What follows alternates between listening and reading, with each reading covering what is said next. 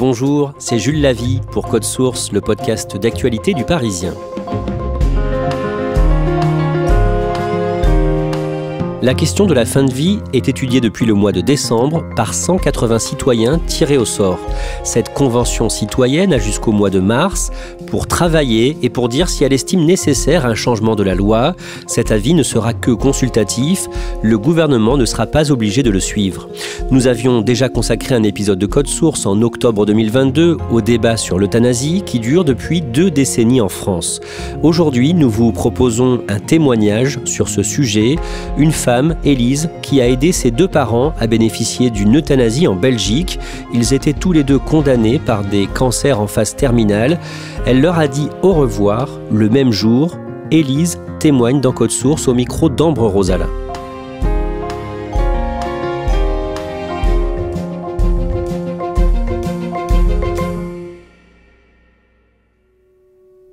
Élise a 46 ans et elle habite à Lille où elle est enseignante avec son mari et ses 2 fils de 15 et 6 ans. Je la rencontre chez elle, nous nous installons dans son salon, puis elle me raconte comment ses parents, Paul et Maïté, se sont rencontrés en 1959 alors qu'ils étaient tous les 2 en classe préparatoire dans le même lycée. C'était mignon parce que mon père, 30 années après, il racontait encore la première fois qu'il avait vu ma mère traverser la cour du lycée pour aller en prépa. Elle était dans les petites nouvelles. Puis ma mère était très myope. Donc comme elle avait fait sa coquette, elle n'avait pas mis de lunettes. Et donc il avait vu cette fille qui savait pas trop où elle allait. Et il racontait toujours que il avait eu une sorte de coup de foudre pour cette jolie femme. Et c'est vrai que ma mère était une assez belle femme. Donc c'était d'abord un coup de foudre comme ça. Et puis ensuite, après, je pense qu'il y a eu une vraie complicité intellectuelle qui s'est installée entre eux, en fait. Paul a 2 ans de plus que Maïté. Elle devient professeure de latin et de grec dans un lycée, lui travaille dans l'aviation civile. Ils sont très complices et ils se marient 2 ans après leur rencontre. Paul est muté à Bruxelles au début des années 70 et le couple s'installe là-bas. Élise naît donc en Belgique en 1976. Elle est fille unique et elle grandit dans un milieu assez confortable. Il y a des règles assez strictes à la maison, mais toujours beaucoup de dialogue entre l'adolescente et ses parents. Mon père était très calme, hyper tolérant. Je trouvais qu'il était ultra moderne pour son temps, en fait. Il laissait une grande liberté à ma mère. Ils étaient tout le temps dans la conciliation. Il n'y avait jamais de rapport de force et de domination. Donc ça, c'était quelque chose qui pouvait le caractériser. Et ma mère, au contraire, elle, c'était un peu la romanesque. Mais je pense qu'elle vivait dans ses livres aussi. Donc un peu fantasque. Et tous les 2 étaient très drôles. Donc ça donnait des gens plutôt aussi ouverts sur le monde, qui avaient beaucoup d'amis très différents les uns des autres.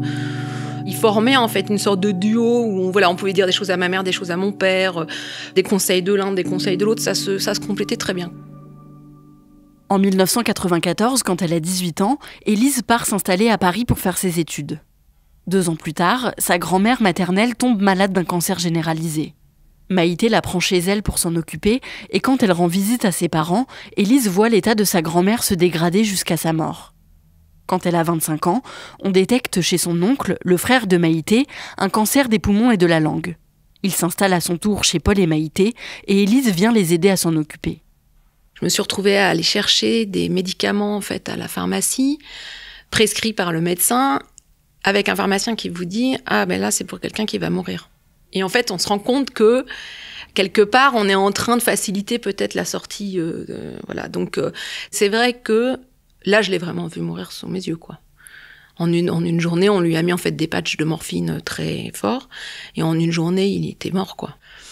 Et ça, c'était quelque chose de difficile, parce que je me souviens que, déjà, quand on a 25 ans, on n'est pas forcément un peu préparé à ça. Il y avait eu ma grand-mère avant, donc je savais un peu, mais quand même.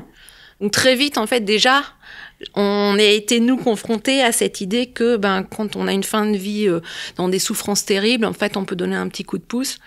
Dans notre famille, ça a engagé beaucoup de discussions. Élise et ses parents commencent à discuter de la question de la fin de vie. Paul et Maïté décident d'adhérer à l'ADMD, l'association pour le droit de mourir dans la dignité, alors que l'euthanasie vient tout juste, en 2002, d'être dépénalisée dans certaines conditions en Belgique. Ils rédigent alors une déclaration anticipée. C'est un document qui leur permet d'indiquer qu'ils souhaitent avoir recours à l'euthanasie en cas de situation médicale sans issue, si jamais un jour ils se retrouvent dans l'incapacité d'exprimer leur volonté. Ce document doit être également signé par un témoin, et Paul et Maïté demandent alors à Élise, qui a 26 ans. Elle devra donc s'assurer du respect de leur volonté si jamais il leur arrive quelque chose. Et je me souviens que la première fois, mon père, on était à l'apéro, et puis mon père, il me sort un petit papier, il me dit « Ah oui, au fait, tu sais, cette histoire de fin de vie, on a besoin d'un témoin, bon, on en a déjà parlé ensemble, est-ce que t'es OK pour signer ?»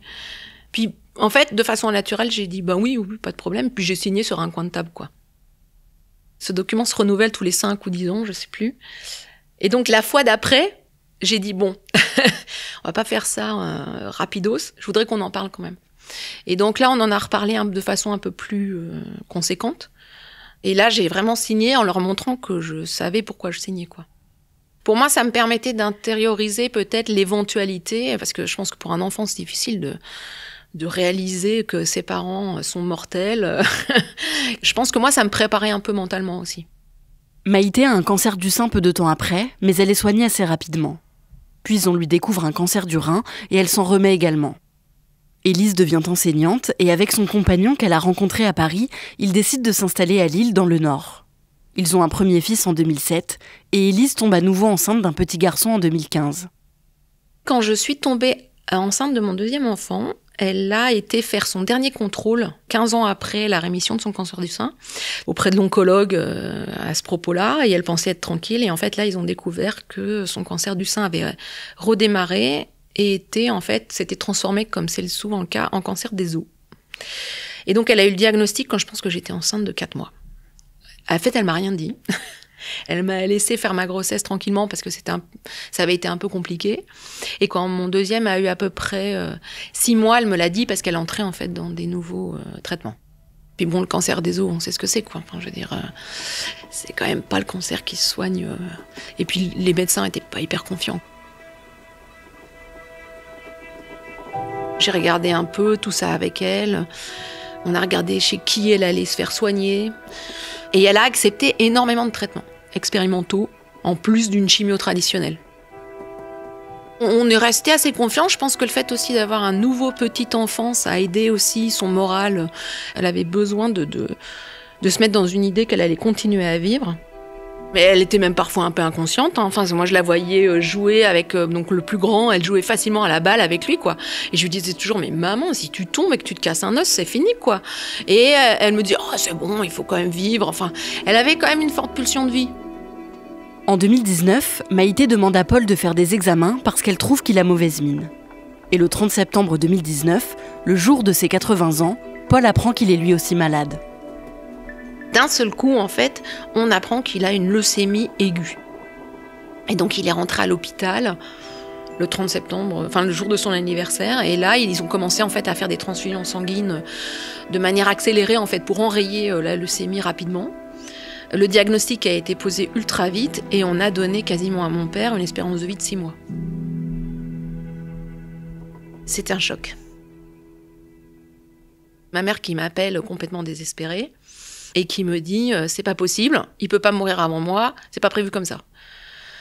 Puis mon père va décider de pas se laisser faire, quoi. Non plus. Il dit je vais faire tous les traitements possibles et imaginables. Et donc il accepte une chimio intensive que lui propose donc son médecin. Et elle va fonctionner en fait.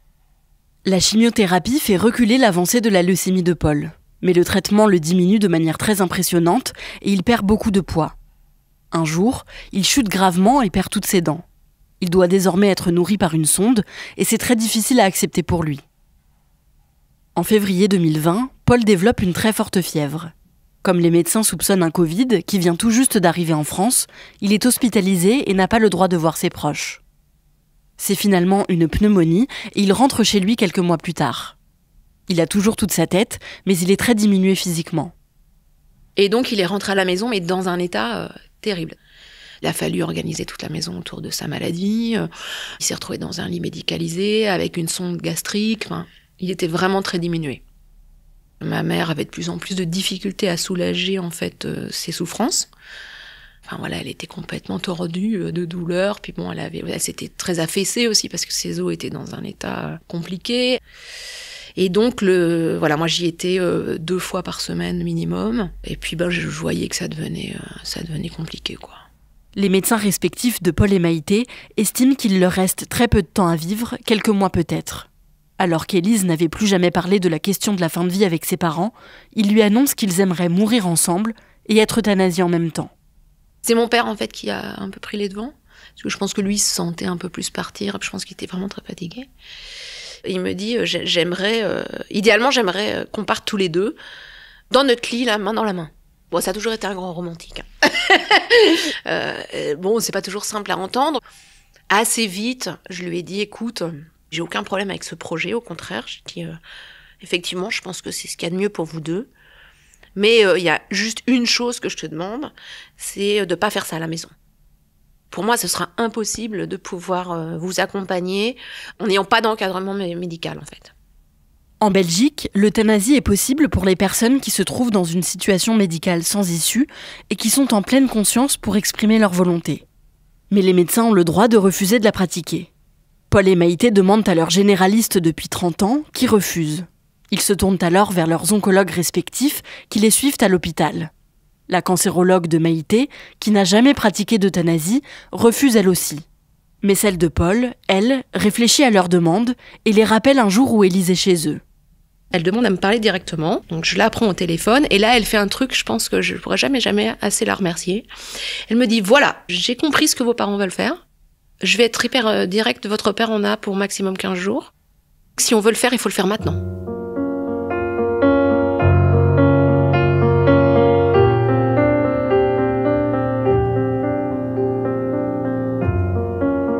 Je me suis mise cette idée comme étant mon dernier cadeau à leur faire. Et du coup, c'était ma mission. Et donc, j'ai dit, mais est-ce que vous pouvez m'aider ? Elle me dit, mais moi, je ferai tout ce qu'il faut pour vous aider. Et elle me dit, on va essayer d'y arriver. On va mettre tout en place dans mon service pour pouvoir faire ça. Elle leur assure également qu'elle en parlera à la cancérologue de Maïté parce qu'ils doivent tous les deux avoir un médecin différent pour les accompagner. Et cette dernière finit par accepter à son tour. Paul et Maïté signent alors une déclaration manuscrite pour attester qu'ils sont en pleine conscience et en possession de tous leurs moyens pour prendre cette décision. Ils sont suivis par un psychologue et une commission examine leurs dossiers médicaux pour accepter ou non leur demande d'euthanasie. Le jeudi 15 octobre 2020, Élise est chez ses parents à Bruxelles. Elle apprend qu'ils vont être hospitalisés le lundi qui arrive pour les prendre en charge avant de savoir quand et s'ils pourront avoir recours à l'euthanasie. Mon mari, mes enfants sont venus le week-end. C'était un peu surréaliste. C'était pas du tout triste, en fait. On a fait une raclette le samedi soir avec ma mère, quoi. Avec les enfants, tout ça. C'était presque gai, quoi. Bon, mon père pouvait pas manger parce que bon, lui était quand même très atteint.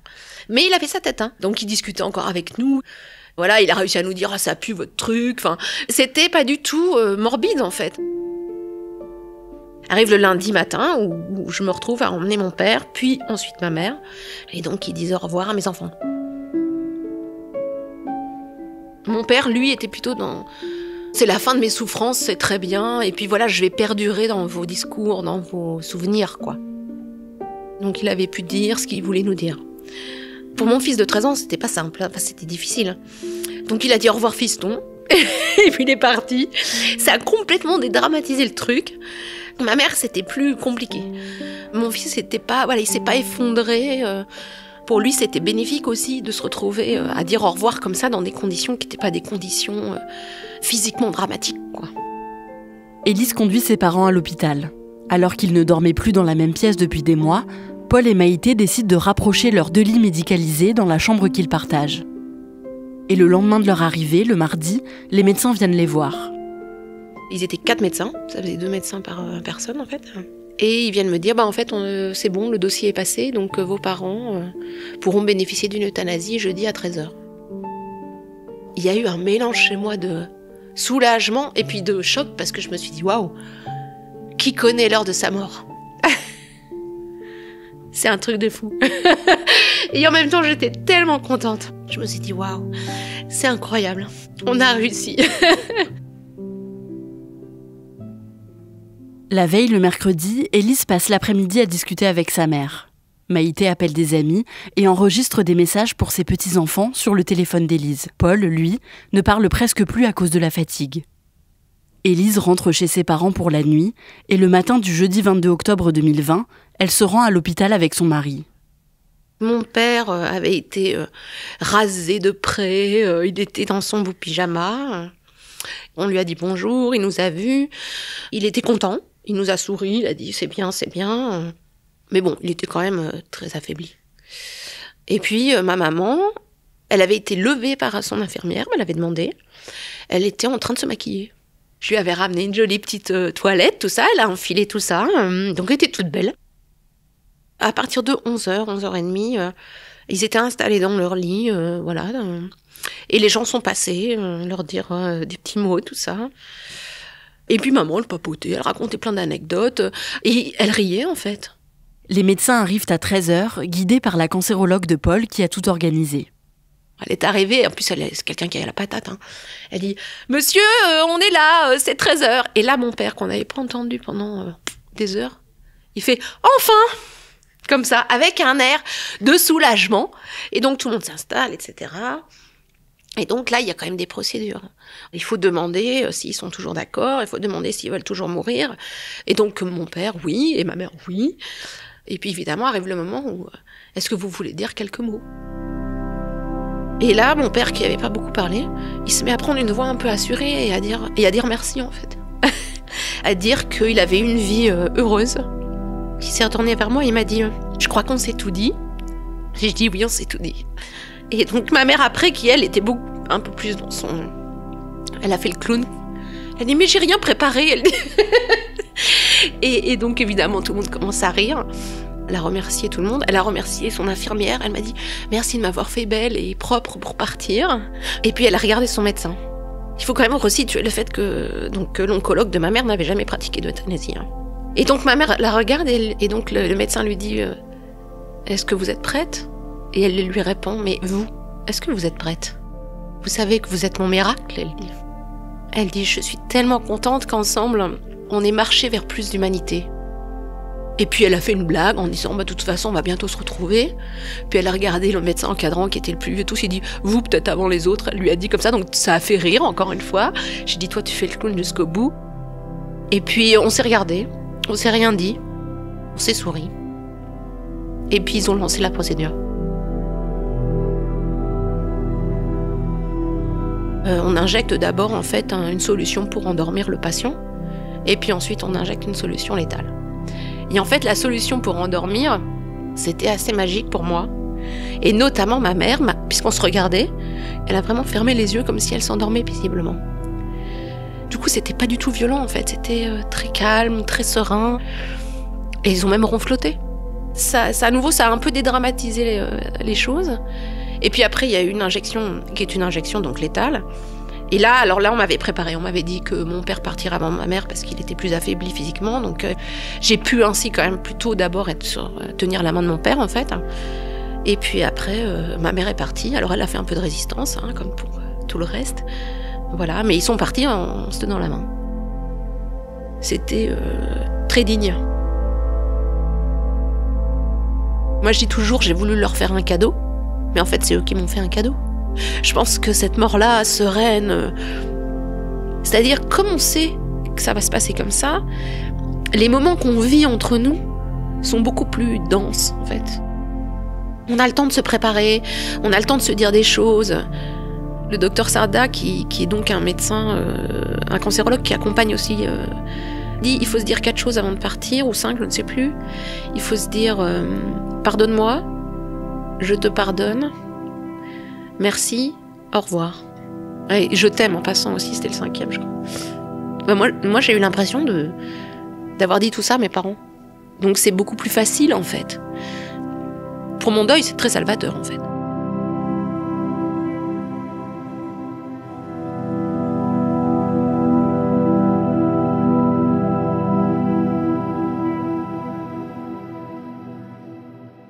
Ambre, Élise était fille unique, elle a perdu ses 2 parents le même jour, même si tout s'est passé au mieux, on l'a entendu, ça a dû être particulièrement difficile quand même. Oui, bien sûr, ça a été très compliqué pour elle. Perdre un parent, c'est toujours difficile, donc en perdre 2 d'un coup, elle m'a dit que ça avait fait un grand vide. Aujourd'hui, elle est évidemment encore très triste, mais surtout parce qu'il lui manque. Mais elle m'a dit que de la manière dont ils étaient partis, elle ne regrettait rien. Cette euthanasie de ses 2 parents en même temps s'est donc déroulée en Belgique, à Bruxelles. Est-ce que ça aurait été possible en France avec la loi actuelle ? Non, pas du tout. Depuis 2016, avec la loi Claes-Leonetti, les patients en fin de vie peuvent bénéficier d'une sédation profonde jusqu'à la mort pour alléger leur souffrance. Mais en France, il n'y a pas d'aide active à mourir. En tout cas, c'est pas légal. Donc, peut-être que les parents d'Élise auraient pu, à un moment donné, bénéficier d'une sédation profonde ici en France. Mais en tout cas, ils n'auraient jamais pu avoir recours à l'euthanasie comme ça a été le cas en Belgique. On le disait au début du podcast, il y a en ce moment une convention citoyenne qui se penche sur la question de la fin de vie pour réfléchir à une évolution de la loi en France. Qu'est-ce que Élise pense de ce processus ? Oui, en fait, depuis le mois de décembre, il y a 180 citoyens qui se réunissent régulièrement pour réfléchir à la question de la fin de vie en France et au fait de faire évoluer ou non la loi. Et Élise, elle est complètement pour que la loi évolue en France. Elle aimerait que l'euthanasie soit légalisée comme en Belgique. Évidemment pour les personnes pour qui la situation médicale est sans issue.